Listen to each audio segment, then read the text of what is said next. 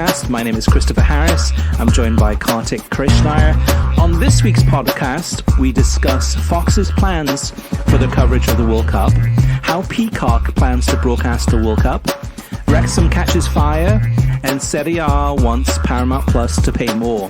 This plus we have your letters in the listener mailbag segment. All right, Kartik, it's been a week, although it seems a lot longer.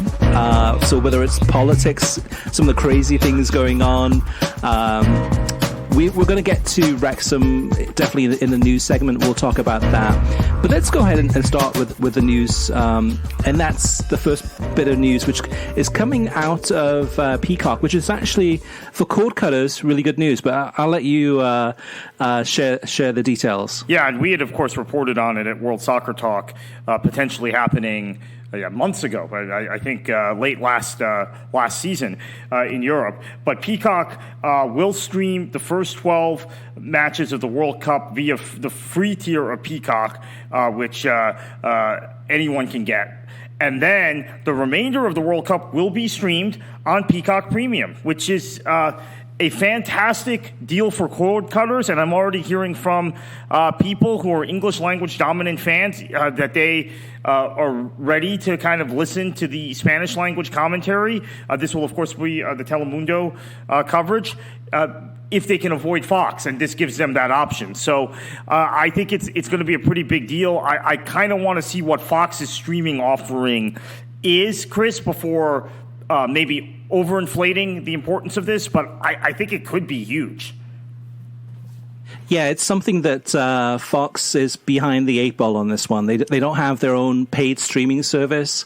They have Tubi, which is a ad-supported streaming service, which will have replays of games on there. But Peacock definitely is enticing because it's $5 a month, is going to have every single game. Yes, the actual commentary is in Spanish from Telemundo Deportes, but like you said, Kartik, too, it's an option for viewers to consider who are either cord cutters or maybe they don't want to listen to the Fox commentary or don't want to watch the Fox coverage. And there's definitely ways. I mean, you could sync that up. So you could, stream on Peacock and then sync the audio from whether it's, BBC Radio 5 or TalkSport or Sirius XM FC, and listen to English language audio of the game that's playing out in front of your eyes, whether it's on a TV set or a streaming device, whatever it may be. So it's a positive sign from Peacock, and I think in many ways too, Peacock's had a lot of developments over the last few months. And we interviewed the executives to find out all the details. If you join a game in progress, you can go ahead and actually see clips of what you missed in the first 10 minutes, wherever you join that live broadcast. Or you can go straight to the live moment, or you can go back to the beginning of the broadcast. So, tech-wise, there's some really good features. Price-wise, it's attractive. And it's something to consider for sure. So, well done to Peacock for doing this. And from what we've seen too with the Premier League, watching Premier League matches on Peacock, the reliability of Peacock has been good. So they've worked out all the kinks. I can't even remember. I don't know about you, Kartik. I can't even remember the last time I had a tech problem or something not working on Peacock. So it's all good. It's a good sign. And here we are recording this. We're 30 days away from the start of the 2022 World Cup, just 1 month away. Yeah, and Peacock, I've had it on all day today, Chris, between the situation in Britain with Liz Truss resigning as Prime Minister. So you get that on Sky News. And then, obviously, the Leicester-Leeds match was on Peacock Premium. And not a kink. It's been streaming all day. I've been in and out of the house. I've kept it running. And I have to say, we had a lot of negative things to say about Peacock when they rolled it out. Maybe development testing wasn't done quickly enough, and they had problems the first 3 months. But now, 2.5 years later, it's maybe the most flawless streaming service out there. Yeah, when you mentioned that, though, too, Kartik, so Paramount Plus is not perfect. There's some issues now and again. It's much better than what it was. ESPN Plus, I know you've experienced this from watching the DFB Pokal, but we've heard several complaints from fans of German soccer that have mentioned this season, especially Bundesliga and then Bundesliga 2 broadcasts not being perfect. There have been issues, technical issues, whether it's on the ESPN Plus side or the side of, from Germany, the feed there. So you look at kind of the top streaming services for soccer that are, that you can cut the cord. Out of all of them, Peacock right now is one of the most reliable. So, and actually the picture quality is really good too. And next year, we know, in our interviews with Peacock executives, next year, Premier League games, I think many of them will be in 4K. They're going to debut that at some point next year. So, we're almost at the end of 2022 already. So, good things there. Now, you mentioned Fox Sports, Kartik, in terms of what they'll be doing, and they not having a paid streaming service where people can subscribe to watch games. They will show some games. Well, they will show actually, I think, all the games on Fox Sports on the app, but you have to authenticate. So you have to have either a cable subscription that includes FS1, for example, or you have to have a satellite subscription, or maybe a streaming service such as Fubo TV or Sling TV or YouTube TV to be able to watch those games live through Fox Sports app. However, this past week, Fox had a presentation talking about their World Cup coverage for 2022. And just like 2018, not much has changed. And what I mean by this is that Fox is not planning on having any news reporters going in and talking about what's happening in the streets. So whether that's the streets of Russia 4 years ago or Qatar in 2022 happening next month. And what I mean by this is that, Kartik, better than anyone, all the human rights abuses, lack of freedoms, the things that are happening within Qatar that are swept under the rug, or they try to sweep it under the rug. Well, Fox was asked this past week how they would be covering these types of stories. Would they mention these stories? Would they talk about it? Would they explain, like NBC did for the Olympics when they went to Beijing? And they started off the broadcast, I think it was Mike Tirico, talking about the situation in Beijing, and then they kind of go into the sports and the Olympics and show the games. But at least being intelligent and transparent enough to not pretend, but actually be honest and real with the actual viewers. So I'll get to that quote now. And the quote is from David Neal, who's the executive producer of Fox's World Cup coverage, the number one guy at Fox for the World Cup content. And he says, our stance is if it affects what happens on the field of play, we will cover it and cover it fully. But if it does not, if it is ancillary to the story of the tournament, there are plenty of other entities and outlets out there that are going to cover that. We firmly believe the viewers come to us to see what happens on the field, on the pitch. Kartik, I haven't had a chance to get your reaction on this one, but what is your reaction? What do you think when you hear this? It's obscene. It's absolutely obscene. It's contrary to the way ESPN broadcast World Cups in the past and Euros.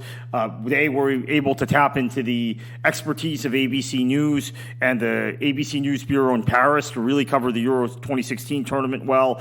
They did the same thing, Poland and Ukraine in 2012, and the World Cups in South Africa and Brazil. And then you now have Fox having broadcast a World Cup in Russia and having, really allowed Vladimir Putin and the Russian government to have this kind of billboard for this rosy billboard for Russia and for the government on Fox throughout the entire month of the World Cup in 2018. And you're going to see something similar with Qatar in 2022. It's really disgusting, and it kind of reinforces the stereotype that's out there that Fox is a less serious broadcaster media company than the the former big three in the United States, that they don't have the news gathering capabilities. They don't have the serious journalistic side that ABC, NBC, CBS have.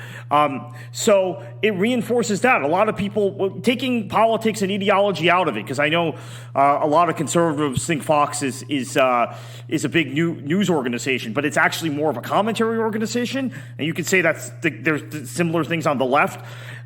Their news gathering capabilities aren't there. So I thought maybe they would team up with somebody else. I mean, with the News Corp family, they have a ability to do news gathering with some of the other entities owned by the Murdoch family and News Corp, but they seem unwilling to. Now, perhaps it has nothing to do with Murdoch and News Corporation. Maybe it's because it's a tip of the cap to FIFA. And if it is, that's even more scandalous. Yeah, to me, this is censorship. This is Qatar and FIFA, basically having a conversation, maybe, I'm sure, kind of in a private room, saying like, hey, like, we'd prefer if you're not really kind of focused on these areas about the migrant workers' living conditions and over 6,000 migrant workers that have died in the building of the infrastructure for World Cup 2022. And this week, too, on worldsoccertalk.com, we ran a couple of stories about how British journalists and British news organizations are being censored. So, for example, BBC and ITV have been told that they're not allowed to film any of the living conditions in Qatar. They're only allowed to film in 3 locations, and they're not allowed to film anywhere near government buildings. Now, government buildings, I could say, okay, yeah, maybe security things, but not having the ability to actually go into a camp where the migrant workers live and see the really obscene living conditions that they're living under. I mean, to me, this is basically Fox saying to the viewers, like, one, yeah, let's just focus on the games. We don't want to show any of the other stuff because we don't want to risk losing our biggest sponsor, which happens to be Qatar Airways, and we don't want to upset FIFA too, because we have the rights to the 2026 World Cup. We're just going to keep everything cozy and not rock the boat. Now, Kartik, you mentioned news organizations, and you're right in terms of news gathering versus news commentary. However, Fox has 2 news crews that are going to be in Qatar. And in a separate interview, this was with Sports Video Group, one of their top executives talked about those news crews. So you would imagine that those news crews would actually do some maybe investigative reporting or finding out some details about what life is really like in Qatar, because the way that they positioned it is that these news crews are going to be responsible for capturing the flavor of the country. Now, this is the quote from that executive, and that story is at worldsoccertalk.com also. The executive at Fox says, we want to make sure that we're showing off everything that Qatar is, whether it's the sea line beach, where the desert meets the ocean, the modern skyline of Doha itself, the financial center that is Qatar, or falconry, or camel racing. So what they're doing is it's an infomercial. It's an infomercial to paint Qatar in a positive light, to paint the World Cup in a positive light, and not be honest with the viewers that are watching the broadcast to see what life is really like in Qatar. And the migrant worker camps, that's not all of the life of Qatar, for sure. But, I mean, to actually ignore it and not even talk about it is disgraceful. So going back, Kartik, to talking about Peacock, I mean, that is an option for viewers. If you are upset, as we are, about Fox's coverage, that is another option. You can watch games, whether it's on Telemundo Deportes, on television, or Universo. All those games are available. There's more games available over the air through Telemundo than there is through Fox. Or, I mean, again, English language, if you want to go ahead, there are radio commentaries about you can sync up with the actual visual images, or you can watch Fox. I mean, it's not us preaching, saying what you should or shouldn't do, but there are options out there. And it's upsetting about what Fox is doing just because it seems nobody cares. It seems that nobody cares. They only care about basically greed, just generating money, which is a sad reflection of the state of the world. All right, Kartik, let's move on to something, speaking of greed, let's move on to Serie A. I'll have you kind of talk about what we know so far about some news that came out this week from Serie A, thinking ahead to the future. Yeah, so Serie A is looking at the next rights cycle for television. They've started talking it up. And the current deal here in the U.S. between CBS Sports and Serie A runs through the end of next season, 2023-24. Luigi De Severo, the league's chief executive, claimed broadcasting packages globally could exceed $1 billion during the next round of negotiations. He also hopes these figures could potentially approach $2 billion by the next rights cycle, which will be 2027 to 2030.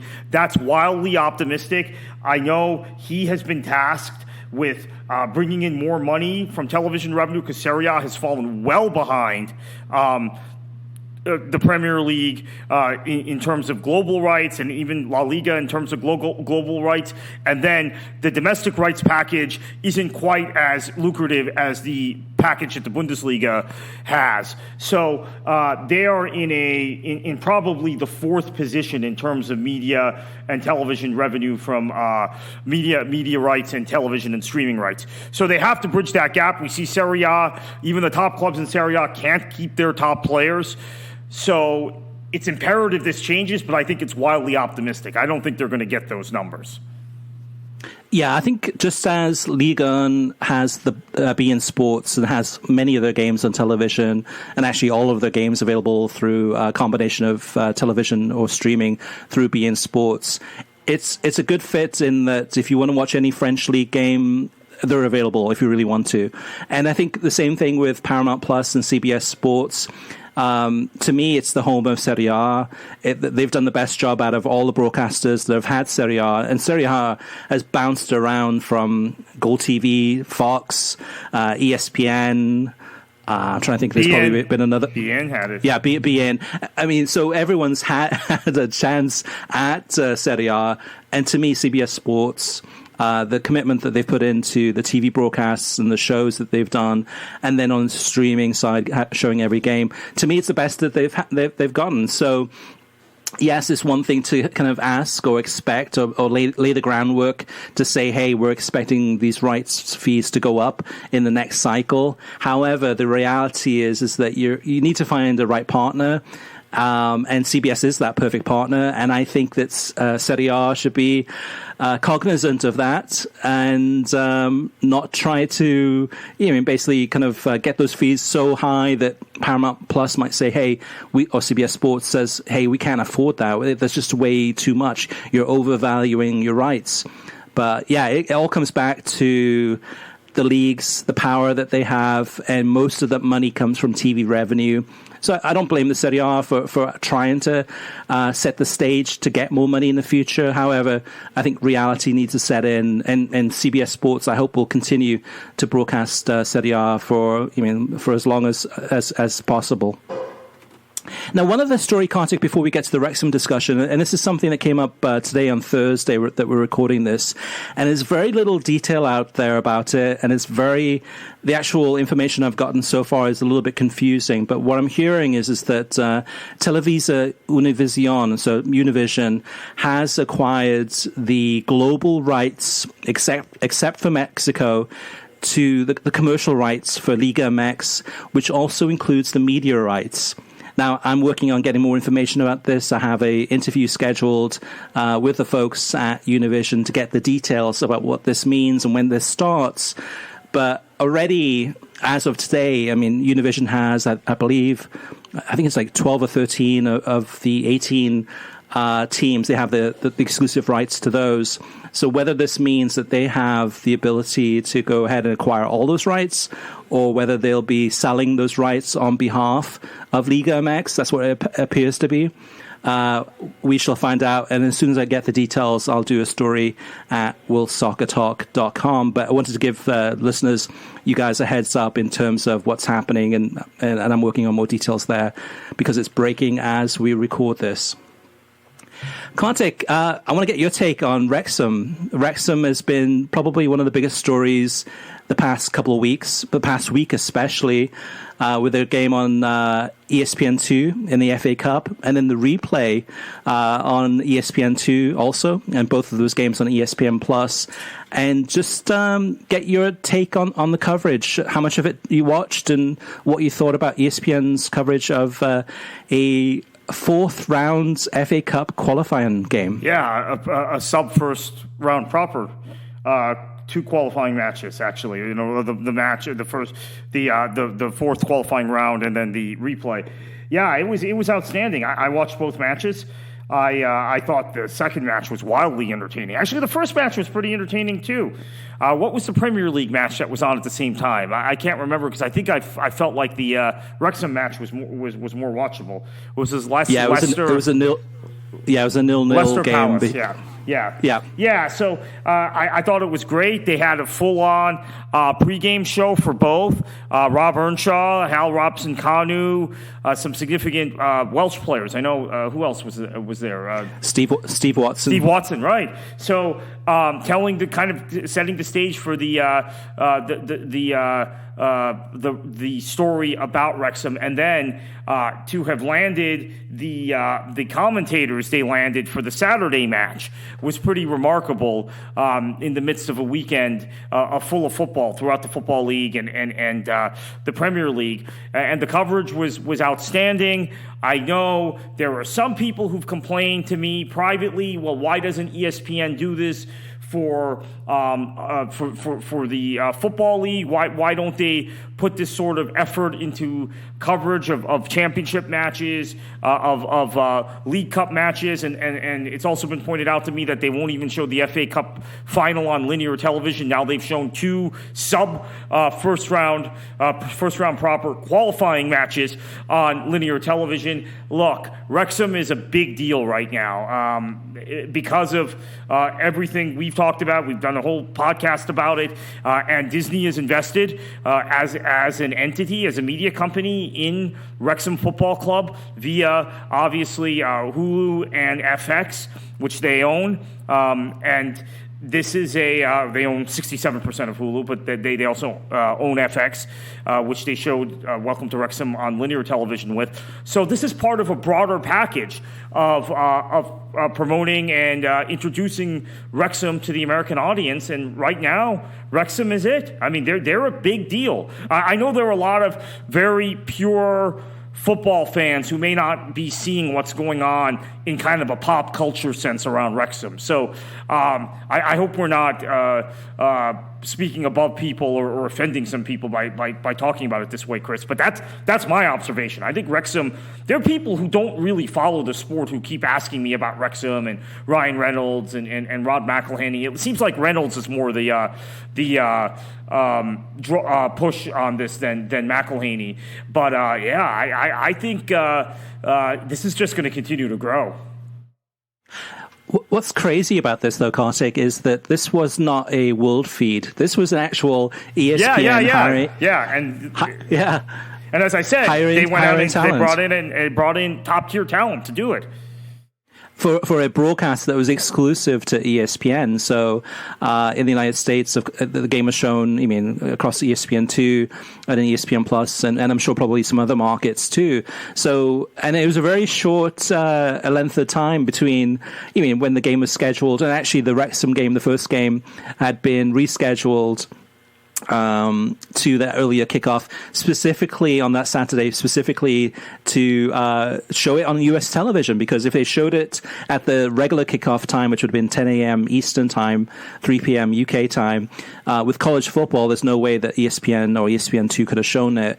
But by having it at 8 o'clock in the morning, that was ideal timing. That was perfect, where there's nothing else, there's no conflicts. ESPN2 showed the game. Now, ESPN Plus, we don't have the viewing numbers from that part of it, but ESPN2, that first game that they showed, got 89,000 viewers, which in comparison, ESPN2's broadcast of MLS Decision Day which was the week prior to that, which was on a Sunday, the final day of this regular season, a big deal, right? That one got 102, I think it was 103,000 viewers. So not that much more for a game between a 5th division versus a 6th division of the English pyramids, with this team, Wrexham, that's probably before this month of October, outside of hardcore soccer fans, mainstream America probably had no idea who Wrexham was really before this show. So incredible stuff. And a lot of hatred coming our way from a lot of MLS fans, just like really upset that we were making the comparison between Wrexham and Major League Soccer TV ratings. I think in many ways very defensive, thinking that perhaps this is unfair, or even this is how dare you make the comparison. Vice versa, a lot of love from a lot of soccer fans, a lot of people actually, like you said, Kartik, who are not soccer fans, who are just general Americans, mainstream Americans, saying like, "Hey, I'm in love with this. I'm in love with the series. I'm in love with this team. I'm in love with the community." And it was interesting having watched all of Welcome to Wrexham. And I know you've seen most of the episodes, but it was interesting watching this game live and actually seeing the players that we know so well. So whether it's Ollie Palmer or Jordan Davis or Paul Mullen, or you go down like Aiden Hayward, I think it was. You go down the list. Dibble in goal, and these are players that I know more about. These players, I feel I know more about their stories than I do any team in Major League Soccer that I've been following since 1996. This is how much. How well that Welcome to Wrexham show has done. It makes me care about Wrexham. And I'm Welsh. I was born in Wales. I'm American too. But I'm not a Wrexham fan. I'm a Swansea City fan. Swansea City fans are supposed to hate Wrexham, not as much as Cardiff. But even myself, as somebody who's a Swansea fan lifelong, feels some attachment and love, really, for Wrexham and what they've done. And I think it's not that, Ryan and Rob definitely help in terms of being having this series and being very fun to watch, interesting to watch. But you can see too that they're genuine. They want to succeed. And this story is incredible. And Kartik, this might be just the beginning, right? Because they've now made it through till the first round of the FA Cup. They're playing Oldham. That game has been moved to an earlier kickoff on Sunday, November 6th, I believe it is. And it's very likely that game will also be available, certainly on ESPN Plus, but possibly on ESPN or ESPN2. So mainstream America, Sports Center, Kartik, is talking about Wrexham. They have it in the top 10. They're talking about it. That just goes to show how incredible this whole story is. Yeah, no question about it. And I think part of it is the way that documentary told stories in a way that these other soccer documentary miniseries, or I shouldn't call it a miniseries because this was a full series. This is 15 episodes. But the way the Juventus and Man City and Spurs, they didn't really tell stories and character build outside of the managers, right? So I think fundamentally this comes down to the way that documentary was produced and how it was presented. Because yes, you're right. There were all sorts of people interacting with me on Saturday and on Tuesday talking about Palmer and this player and that player and all the guys you mentioned, Chris, from Wrexham. And I'm like, this is amazing. All these American soccer fans know this team better than they know teams in their own country. Yep. I know, it's crazy. It is crazy. In some ways, it just shows how poor of a job MLS has done, and actually not just MLS, but Fox Sports. ESPN has had the rights to Major League Soccer for since 2002, or it's forever, basically, since the beginning.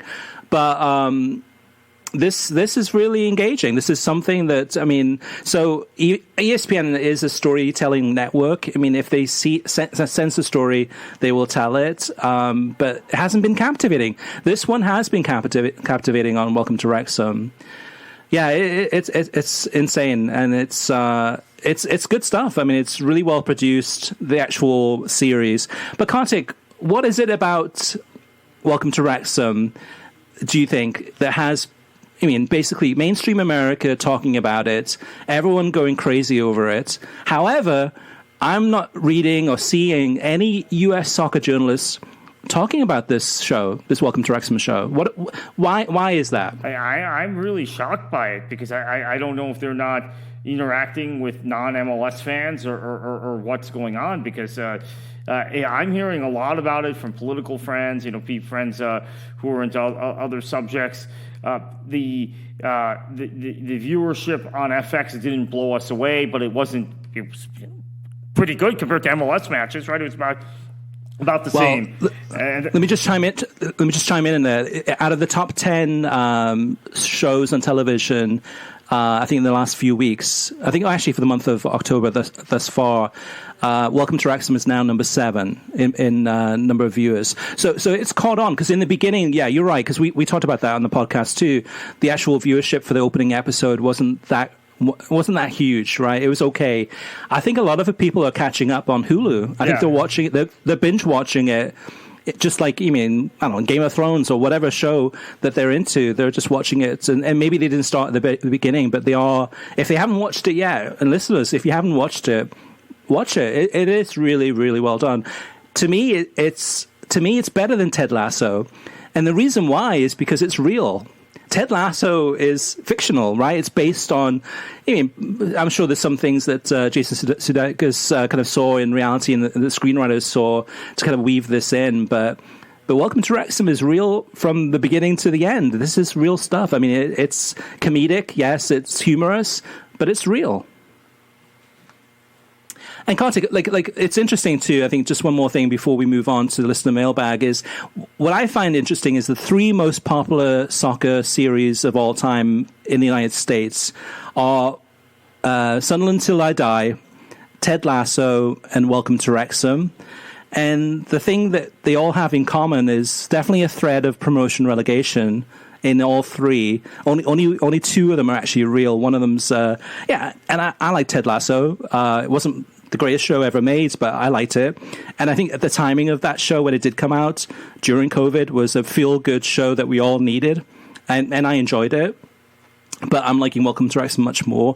But the interesting thing, the final thing I thought I have, Kartik, on this one is that these 3 shows, Sunderland Till I Die, Ted Lasso, and Welcome to Wrexham, they're all on streaming. So Welcome to Wrexham is a Hulu product, right? Hulu/ESPN Plus, and in Europe it's on Disney Plus. So it's really kind of a Disney bundle. So you got Disney showing Welcome to Wrexham effectively. Ted Lasso is Apple TV, and then Sunderland Till I Die is Netflix. So this is Netflix versus Apple versus Disney. And it's interesting that soccer is a main part of that. That's the main storyline. Yeah, and certainly Apple TV has really hitched their wagon to Ted Lasso, right? That's been a huge driver in signups for them, and will ultimately probably be a bigger driver in signups for them than having exclusive MLS rights will. Although that's obviously a very big deal for them as well. All right, let's move on to listener mailbag. And first up is Daniel. He wants to talk about Welcome to Wrexham. Daniel says, I just finished watching the season finale of Welcome to Wrexham. The way the story was told, I feel for the fans and the players. Actually, let me just chime in here. This is a spoiler. So, Kartik, I know you haven't watched the rest of the series. You got a few more episodes to go. You know what happens, but there's a lot of listeners out there who may not be following. I should just jump in here for a second and tell people that Stockport, I think I've said this before on the podcast, Stockport is a club that I've followed through the years. So, yes, I know what happens. That's a spoiler, too, as to what happens. But go ahead.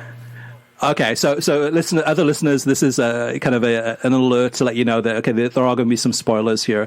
So if you do want to watch a show and you don't want to know what happens at the end, basically skip ahead for a few minutes here. But Daniel says, the way the story was told, I feel for the fans and the players when they didn't win promotion. I knew beforehand they didn't win promotion, but seeing the fans depressed and sad when Grimsby scored that final goal in the 119th minute really stuck with me.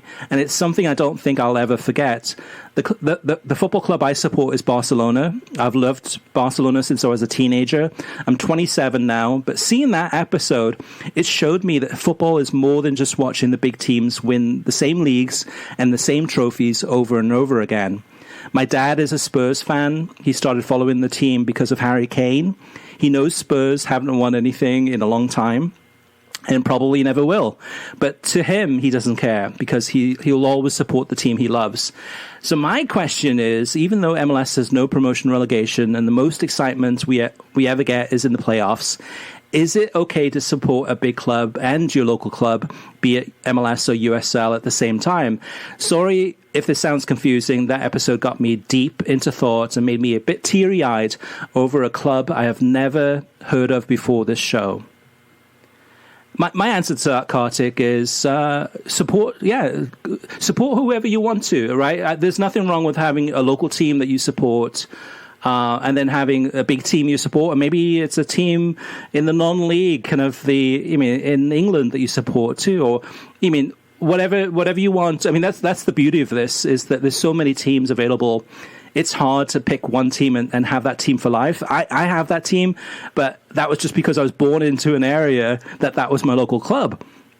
But when I was a kid, before I was a Swansea City supporter, I don't think I've ever admitted this, but when I was like 7 or 8, I was a Liverpool fan, and that was because they were winning all the trophies in Europe in the late 70s and winning the European Cups and stuff like that. And that was probably the team that was most immediate to me. I didn't know about my local team that even existed. And then a friend of mine, he and his dad took me to a Swansea game, and that was it. I fell in love instantly and have supported them ever since. But to me, I mean, my thing is support whoever you like. There's no rules in this. What about you, Kartik? Do you agree? Yeah, I agree. There is no rules in it. It'd be nice if you supported your local club, but oftentimes now local clubs in the U.S. die because of the closed system, and you're forced to support something or be exposed to something that may not fit your values. So support who you like. So next up is Wes. Wes says, and this is a long one, so I'm probably not going to read this whole thing, but gentlemen, I have been listening for years, and I love the show. I have seen some of this covered on the website, but I would really much appreciate you all going in depth on this topic. I recently purchased a nice 4K OLED TV screen with the intention of hosting World Cup watch parties where my friends and I can enjoy excellent image quality while watching the tournament. I have read that every match will be shown in native 4K HDR on the Fox Sports app. Unfortunately, even 2022 model LG TVs do not offer the Fox Sports on their operating system. Are you aware if any TV manufacturers such as LG will be offering the Fox Sports app before the start of the tournament? And then Wes goes on to talk even more deeply about kind of the 4K broadcasts. And Wes, I answered you via email on this one and give you some links of some articles at worldsoccertalk.com that go into a lot more detail about this. And a lot of this information is directly from Fox. But for other listeners who are listening on this one too, it's a great question, and it does get very techy on the 4K side, and there's so many different options. But I would encourage you to definitely go to worldsoccertalk.com. If you do have questions, post them in the comments section on these articles about 4K. And we have a ton of listeners and a ton of readers that are more well informed and educated about 4K technology and all the options available and what does work and doesn't work. And many of them will be able to answer your questions there in the comments section at worldsoccertalk.com. Next up is Daniel McCurry, and he wants to talk about Paramount Plus. He says, I love the podcast. I just signed up for Paramount Plus this week. The audio for Juventus versus Milan was constantly off. It was either late or early, and no matter how I reloaded it, it wouldn't match up with the TV on the video screen. Not sure if this is a one-off or not, but that's a major issue during the prime match of the week. I use Peacock every week for the Premier League, and I've yet to have an issue. And that was something we talked about just at the beginning of the podcast or in the news segment, where there is one of those things where a lot of people find that Paramount Plus is not perfect. Like this example here. Neither is ESPN Plus, but Peacock is actually much further along than the others. And maybe a year ago, we wouldn't have said the same thing. So hats off to Peacock. Paramount Plus, yeah, it's. I haven't experienced the same issue that Daniel has, but I know others have, and it is annoying. Sometimes when I can't, if I can't fix it, sometimes I just put it on mute and just watch the game that way, and that way it doesn't disturb me as much. And then last but not least, Chris has some feedback about ESPN. First off, I hope both of you are staying safe after the hurricane that came through, Hurricane Ian. When it comes to ESPN prioritizing college football over the Bundesliga and La Liga, I think it has more to do with the fact that college football, especially the SEC, is one of ESPN's major properties, along with the NFL and NBA. They are trying to compete with Fox, CBS, NBC, and the Big Ten on Saturdays, and will relegate other properties in order to do that. However, I agree with Kartik that it hurts the growth of both leagues in the US. If I am into the Bundesliga, or if I am the Bundesliga, I am talking with CBS and Paramount Plus and Warner Brothers Discovery about partnering with them after the ESPN deal ends. Warner Brothers Discovery would be an ideal partner for Bundesliga, in my view, because they don't have college football, which would allow them to put games on TNT and TBS along with HBO Max for streaming. Now, Kartik, I know you have a lot to say about this, so I'll let you go ahead. Yeah, I mean, I think it's difficult in terms of us as soccer fans to expect a lot of programming, particularly in the fall, right, in a lot of time and space. But I think you might have to start looking beyond ESPN, right, as Chris is suggesting. So Warner Brothers Discovery could be a great partner for the Bundesliga. The Bundesliga on ESPN is getting significantly less coverage, and we're also seeing these operational issues or broadcasting issues, streaming issues that you referenced earlier in the show. So my thinking is we very, very clearly might have to see a pivot away from broadcasters that show a lot of college football if you want things on linear and you want them promoted on streaming, right? Because another thing that I've noticed is happening on ESPN Plus is that I logged on to ESPN Plus on Saturday. There was either a La Liga game or a Bundesliga match I wanted to watch. I'm trying to remember. It was in the afternoon, right? And all that I saw was college football, right? And I had to scroll and scroll. I think it was a La Liga match, right? Because I think this was after, this was like 3 or 4 in the afternoon. I had to scroll and scroll and scroll. And it knows my preferences, right? There's an algorithm it uses that used to know my preferences, and still, I mean, I have to go a long way to find the La Liga match. Now, actually, if I go into Hulu, it pops right up, so that maybe that was my fault for going into the ESPN app. I think it was the device I was on. That's why I had to go through the ESPN app. Yeah, but nonetheless, but you shouldn't have to, right? Yeah, you shouldn't have to go through all that nonetheless, scrolling. it took me a while to find the match. So that was the sort of thing that I'm thinking now. La Liga's on ESPN for several more years. Maybe the Bundesliga just needs to split. This is year 3 of a 5-year deal. 2 more years. Warner Brothers Discovery will have been broadcasting the U.S. men's and women's national team for a few years at that point, and also, as I've mentioned repeatedly on this podcast, Discovery, who is actually in control of Warner Brothers Discovery, if you look at the board and look at kind of the programming decisions they're making with all of their cable channels.